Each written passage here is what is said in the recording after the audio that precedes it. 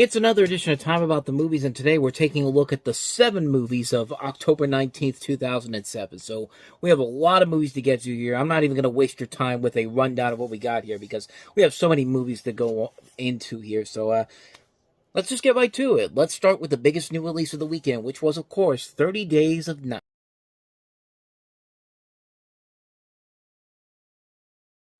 I honestly forgot how awesome this movie is, because this was a movie that, this was back when I wasn't watching a lot of horror movies in general, but this is one that I saw the trailer for, and I was just like, I kind of want to see this movie, and I'm glad I did, because, yeah, it's pretty freaking awesome, almost 20 years later, and as you can tell from the story and the plot there, this is based off of a graphic novel of the same name, where you have a story that takes place on this Alaskan town that's beset by vampires, as it enters a 30-day-long polar night, which is funny because I never knew that this was something that actually happened in Alaska, where it's literally 30 days of nighttime, and it's just like this was my first exposure to it, and I never knew about it. I never learned about it in school, or maybe I did. I just didn't pay attention to it. But yeah, I never knew that there was actually it's a time when it's literally nighttime for 30 days in Alaska. But yeah, besides that, the movie is pretty awesome. It's a really cool, slick vampire thriller.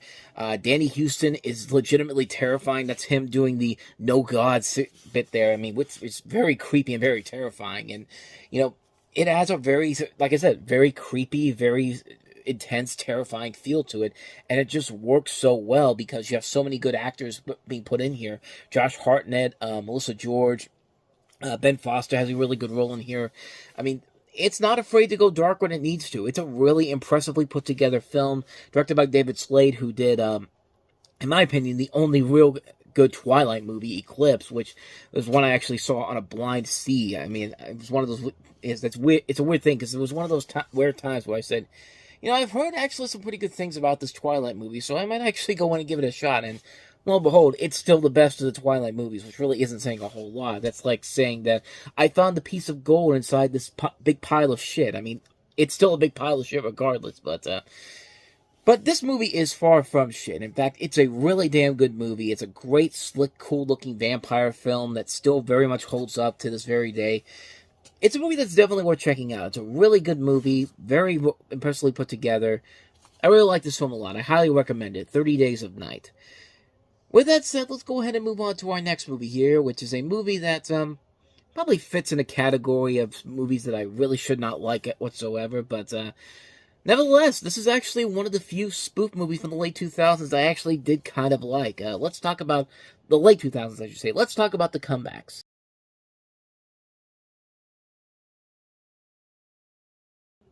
Yes, I know, it looks like a Freeburg Seltzer movie, and I should not be saying I like this movie one bit at all.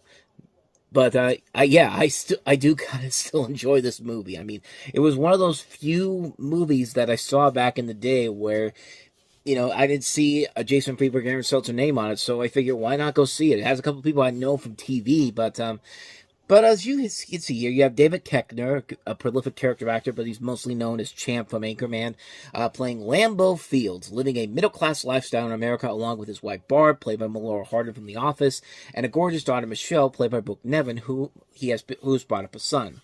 Lambeau is a failure and has virtually given up on his career as a football coach. Then his friend Freddie Wiseman, played by Carl Weathers, encourages him to re-enter the field, and he does so by relocating to Plainfolk in Texas and joining the Heartland State University.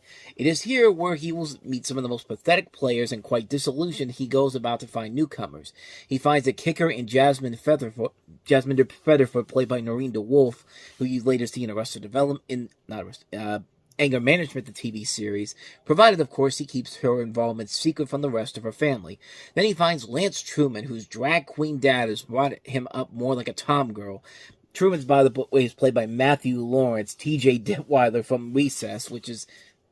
Actually, no, I take that back. That was Andy Lawrence, but he is part of that Lawrence Brothers group. They were in Brotherly Love, of course, but regardless, he's somebody that I remember from the 90s. But with these additions and others, Lambeau sets forth to include his team in the next Toilet Bowl 2. This is literally how it's written here. And it is here that he will find Lance fumbles a lot. Barb is not quite faithful as he seems. He will soon be in jail for indecent exposure. Michelle's a black boyfriend, Toy Boat. And Freddie has a hidden agenda. Again, This is a film I probably should not like at all because it very much feels like a film that is very much in the same vein as the Freeburg Seltzer movies. But I'm not gonna lie, I actually still kind of enjoy this movie after all these years later. It is not a good movie, but it is a movie where I got a lot more laughs out of it than, say, a movie like Date Movie or Epic Movie or Disaster Movie, Meet the Spartans, those type of films. Like, this film, as stupid as it is, and at times what it clearly is parroting whatever was popular at the time, this thing parodies 21 different sports films over the course of the last couple of years. I mean, you see it in the trailer: Friday Night Lights, Invincible, Miracle, Dodgeball, of course. And yeah, most of the time the jokes are kind of mediocre, but I'm at least getting a chuckle from at least some of the moments in this film. But at the same time, it's just kind of like, yeah, I know it's not a good movie, but I'm laughing my ass off more than I ever should be with a movie like this. And yeah, it's a decent movie. It's a fun film. That I went into it not thinking much about it at first, but then as time has gone on, and I thought, well, I'm gonna get ready to watch this again for this particular week, so I'll go ahead and watch it again, see if it holds up. Still kind of holds up. I mean, it is stupid comedy, and not the bad type of comedy that's in stuff like, Meet the Spartans, Epic Movie, Date Movie, but comedy where it's still far away from Naked Gun, but it's still a lot better than what Freeburg and Seltzer were piling out at this point. Plus, again, stupid stuff in this movie that just made me laugh so hard. I mean, you have a character who's literally called ACL tear, and turns out he tears his ACL. And there's a great scene where he's literally walking, and then just all of a nowhere he's just tearing. He just tears his ACL, and it's this long bit that's stupid, but again, it's really funny. Like, it's a movie where I should not be laughing as much as I am with this, but it is still a very fun film all across the board. I think it is still a good fun time all over. It's a really dumb movie, yes, but it's a film where I'm laughing more than I should, especially considering that this is a movie directed by Tom Brady.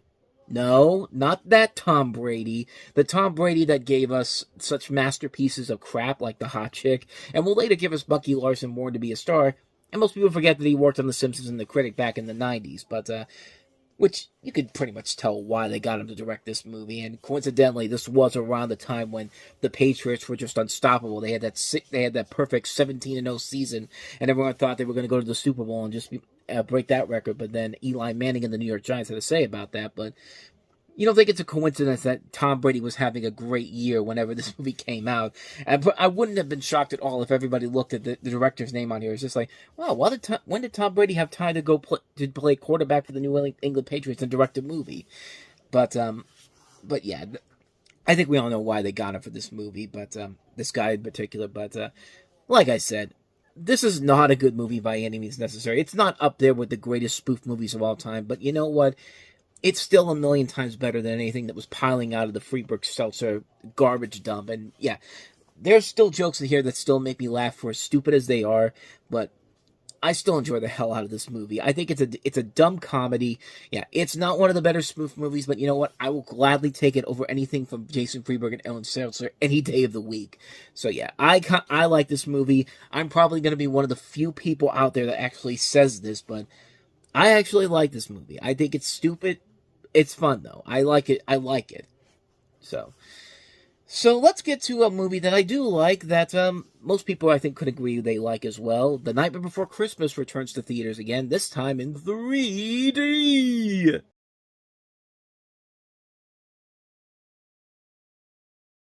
3D. There you go. Now I actually have it in camera so you can see what I'm talking about here, but this is The Nightmare Before Christmas, and this is actually the second time in the last 2 years that this was re-released in 3D and Disney Digital 3D. So this is not the first time this has been re-released in the theaters, but this was notable for a couple of reasons. One, it's the one re-release of this that has made the most money out of all the other re-releases. Because I'm looking at some of the other re-releases here, because there's been other ones too. There's been ones in 2008, 2009. And then just recently, starting after the COVID pandemic, they started re-releasing this on is every Halloween now. So now it's kind of becoming a tradition to re-release this movie, along with that, and also Hocus Pocus, which also gets released around this time of the year for Halloween. But But this is notable because this was the year this particular re-release was the time when I actually saw Night Before Christmas for the very first time. This was my first time ever seeing this in theaters in 2007 when this was being re-released in the theaters. And yeah, it was my first time seeing it in theaters. It was playing at my movie theater down the street. I heard a lot about how much everybody said it was a great movie, and this was back when it was still kind of seen as a little underrated treasure back then. But of course, now it's gone on to become this global holiday phenomenon. Like you go into any store during Halloween and Christmas, and there they are, right there. All the characters from Night Before Christmas. You walk into Spirit Halloween, there they are. I mean, yeah, it was a pretty big deal. It's a pretty big deal now, but back then it was still seen as kind of a little underrated treasure. And yeah, to see and this was around the time when I got to see it for the first time ever, and yeah, I fell in love with it almost immediately. I really don't have much more to say about it because I've already talked about this movie several times. I talked about it during its re-release back in 2023 on talking about the movies. Talked about it during the 1993 episode of this when it originally came out. And I don't know if I covered it last year when the first re-release came out in 2006. I kind of thought I did, but I don't know. I went back to October 20th, which is when that release came out, and I didn't see anything there unless I put it in another episode or something like that. But again, just not really much more I can really add to it per se. It's a classic movie. It's one I watch every holiday season on Halloween and Christmas, and I think most of you as well. I mean, it's become a holiday global phenomenon. It's kind of hard not to see. It's not that hard to see why. It's a great film. It's A Night Before Christmas. What more can you say, man? It's just a great film. Speaking of great films, we have Ben Affleck making his directorial debut with this next film here, Gone Baby Gone.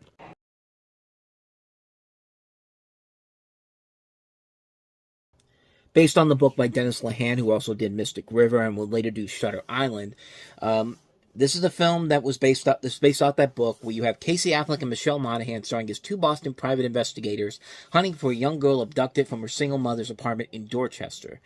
And the cast, it also includes Morgan Freeman, Ed Harris, and Amy Ryan among the cast. And this was actually the last film produced by the Ladd Company, which I didn't even know they were still around at the time, but apparently they were. And this was the last film they put out just before they shut down, just a couple months later. But notably, this is the film that welcomed Ben Affleck back into the fold. I mean, this was just after, he had that terrible stretch in the middle of the 2000s with stuff like Daredevil, Geely, Surviving Christmas. His career was pretty much dead in the water. But he comes back in full force here. I mean, Hollywoodland was the start of that trend back upwards, but this is the movie where everyone realized, Ben Affleck never really went away. I mean, Ben Affleck proved that he's still a very good, capable filmmaker, and not only does he get to do that with the scripting of this, because he co-wrote this with Aaron Stockard, but he also does a pretty good job directing this in his directorial debut, and of course we would later see what would come to that with two of his best movies, with The Town, and then later with his Best Picture winner, Argo. Lit by Night, not as good, but this is a great movie. It's a really great film with Casey Affleck and Michelle Monaghan really working well off each other. Of course, you can't go wrong with Morgan Freeman and Ed Harris. And this was a movie that really opened everybody's eyes to Amy Ryan, who had been a great character actress in so many things, but she's fantastic in the movie. She's the breakaway star of this film, and she was the only one that got an Oscar consideration for this, for Best Supporting Actress, and nobody else got an Oscar nomination for this, which is a crime. I mean, it really is amazing that Argo got as many Oscar nominations and won Best Picture as it did, because there was just something with the Academy against Ben Affleck around that time. I don't know what it was, but this didn't get many nominations. The Town didn't get that many nominations.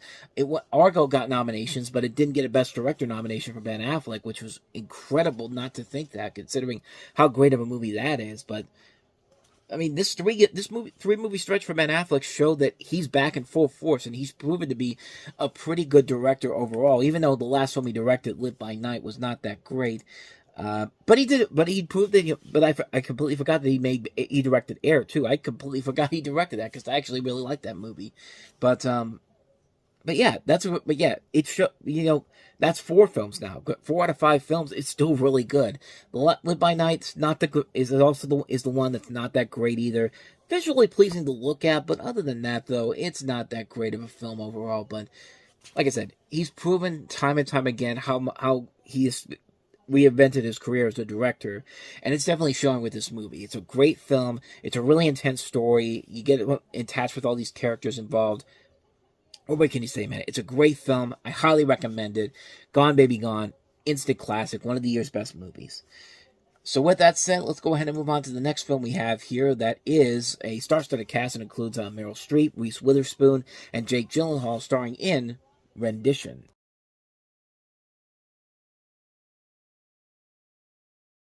Here's another one of those movies that we got around that time, centering around the events in Afghanistan, the war that was going on. There was a lot of these movies, and some of them were actually pretty good. Like we just talked about The Kingdom. This one, not so much. It centers on the controversial CIA practice of extraordinary rendition and is based on the true story of Khalil al-Masiri, who was mistaken for Khalid al-Masiri. And Reese Witherspoon plays the wife of the person that is involved in this, and you also have Meryl Streep and Alan Arkin at the forefront of this whole thing. Peter Skarsgård is in here too. Jake Gyllenhaal. Actors are pretty good in the movie, carrying the load, but other than that, though, everything else about the film just doesn't work. It's a film that is very unpleasant to watch, and not the way where you're so invested in what's going on here. You just feel like this is one of those films where, I mean, it feels like they're making it just for the sake of making it, sort of can appeal to, what's going on with this whole anti-war idea. And it actually ended up on several. It's weird because you see Roger Ebert giving it a good review, but it ended up showing up on the Peter Travers' worst anti-war film on his list of the worst films of 2007, and there were a lot of them back then. I mean, there was a good. We're in the middle of a good stretch of movies where some of them were good, some of them not so much, and this is definitely one of those ones where the actors are the ones who save it from being anything terrible, but it's not enough for me to say that it's a good movie by any means necessary. And yeah, we're going to get to several of these movies over the next couple of months. We have another one coming up with Meryl Streep in it with Tom Cruise and Robert Redford, but we'll get to that one in November. But that's Rendition, so let's go ahead and move on to our next movie that we have here, and that is Benicio del Toro and Halle Berry starring in Things We Lost in the Fire.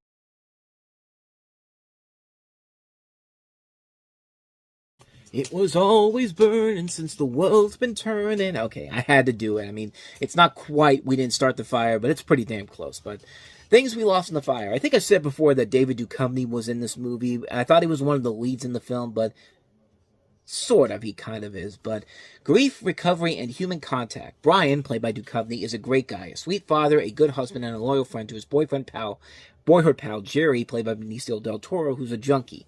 When tragedy strikes, Jerry tries to help Brian's wife and children and cope, and Audrey, played by Halle Berry, Brian's widow, tries to help Jerry kick the habit. Loss and addiction are stubborn. The story starts on the day of the funeral with Brian appearing in flashbacks, a neighbor's divorce, a dinner party that includes a young woman from the Narcotics Anonymous group Jerry attends, and thinking back to a fire in Brian and Audrey's garage give the story texture. And, it's alright. It's nothing that great, but it's nothing that bad either. It's just a movie that's kind of like with Rendition. It's a film that I think is elevated by the performances, by the actors in here. I think Benicio del Toro and Halle Berry do work off each other very well here. You can buy Halle Berry's relationship with him and also David Duchovny in the little scenes that we see him in there. But this director overall has been much of a mixed bag. I've never really liked anything she's been involved in. I did not like the last movie she made, which was the Sandra Bullock movie Bird Box, which everybody was going crazy for when it came out. And I'm watching it going like, this is one of the most boring movies I've ever seen in my entire life. Kind of like with Emilia Perez right now, except I think most people I know see that that's not a good movie, but everybody in Hollywood thinks it is, and it's probably going to win Best Picture.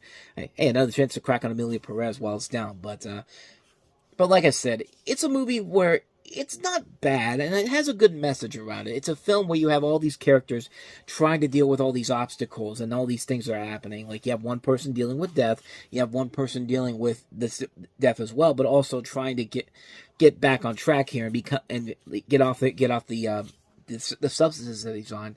And yeah, I think it works because of those levels. Everything else about it, though, is kind of been there, done that. We've seen this done so many times before, and so much better overall. But as far as this film goes, it's not bad, but it's just not one where I would say I'd recommend it highly.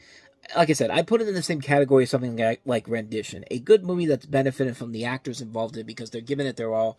But other than that, though, just kind of been there, done that stuff. Overall, mixed opinion on this film. So, with that said, let's go ahead and move on to our last film that we have here. Terry George's follow-up to his Hotel Rwanda 3 years ago. This time with Joaquin Phoenix and Mark Ruffalo in Reservation Road.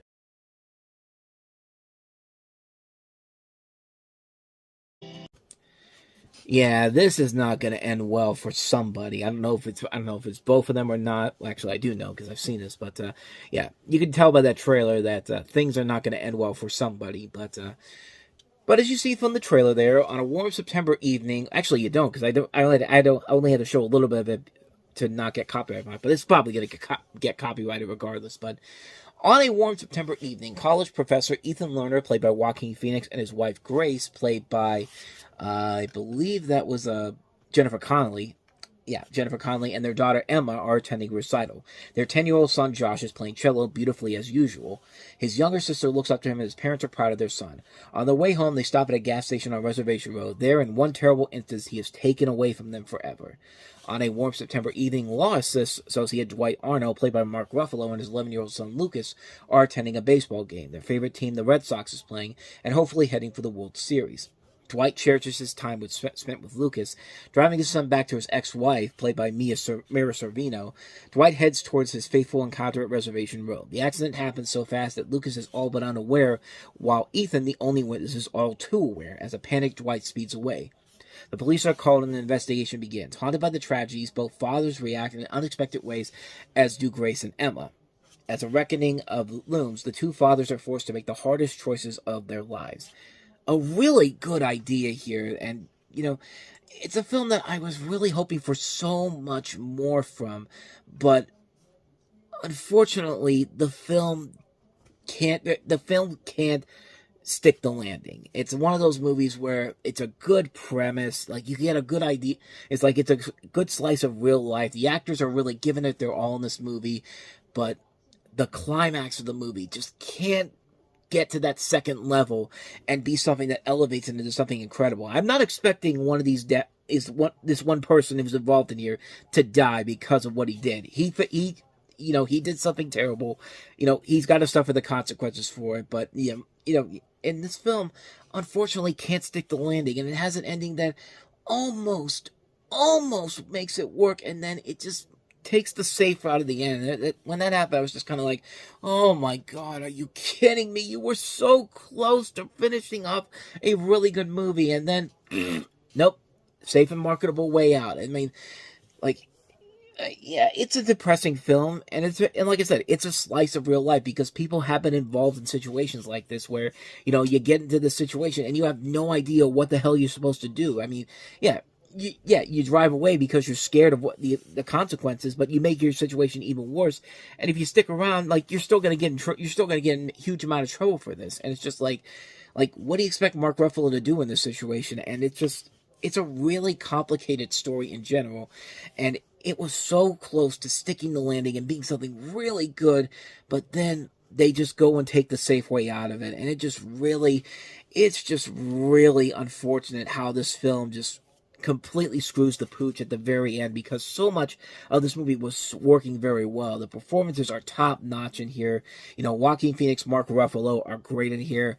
Even though Jennifer Connelly and Mira Sorvino don't have the biggest roles in here, they are playing their roles very well here, where they do leave a lasting impact with you. But again, it's that ending that just really irks me with how they were so close to giving us something really incredible, and they just can't finish the job. And I was so disappointed by the end of this movie. I really was expecting this to be a great film, and then the last 20 minutes happens, and it's just kind of like, yeah, it's a little. I mean, it's not. I mean, it's a complicated film to really review here because at times, because for the most part, it's a good movie. It's not a great movie, but the fact that the ending doesn't stick to landing really knocks it down a notch where I can't even recommend it for that.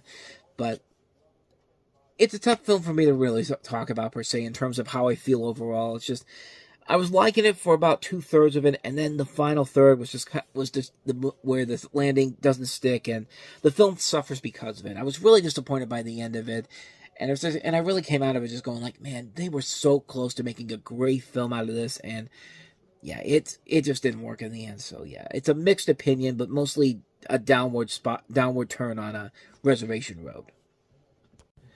And so, with all that said, we wrap up another edition of Time About the Movies. And the next time we meet, we'll wrap October off with two movies heading into Halloween week. We have the fourth installment of the Saw series, and we have Steve Carell in the ensemble dramedy Dan in Real Life. So we'll take a look at both of those movies coming up on the next show. That'll be coming up tomorrow. But with all that said, thank you so much for watching, and if you want to see more videos like this, please go ahead and hit the playlist on the next page, check out the previous episode, and also don't forget to hit the like, subscribe, notification button, and the bell, because you get updates on when new videos come out, and we do post new videos here every day. Now, with all that said, I am off. I will see you guys next time, and until then, as always, take care.